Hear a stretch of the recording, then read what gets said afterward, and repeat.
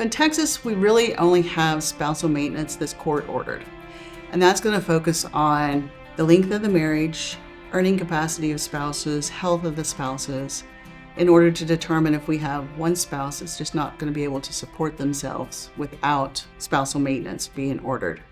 We also look at any property division that the unearning spouse is looking or has in order to determine whether or not spousal maintenance is warranted.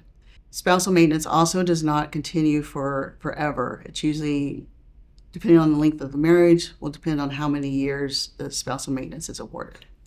We also have contractual alimony, which is alimony by agreement. That means that you guys are entering into a contractual agreement in order for one spouse to pay the other a certain amount for however long they want to make that payment.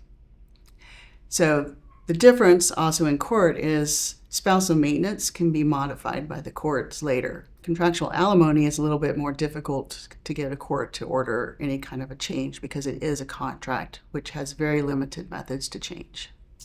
So some of the factors that the courts look at to affect the spousal maintenance that is ordered by a court would be the length of the marriage, if we have a disabled spouse, or if there was domestic violence involved. They're going to look at the earning capacity of the spouses, the health of the spouses, what they believe that they'd be able to earn in the future, and whether or not each spouse can meet their minimum reasonable needs moving forward.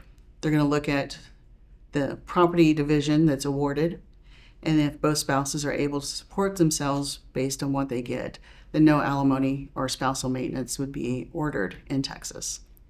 So if a court orders spousal maintenance, just like child support, that can always be modified by the courts.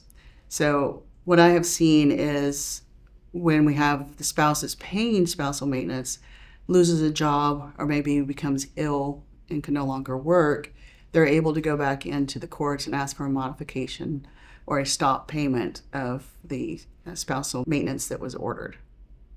Spousal maintenance in Texas is fairly common to see awarded. It's not an easy award because they're also going to look at how much property each spouse is awarded in the final property division.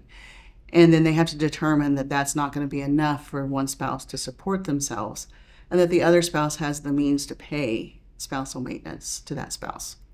So while it's not uncommon to see spousal maintenance as an issue in a divorce, it's a lot more difficult to get it finally awarded in the final order.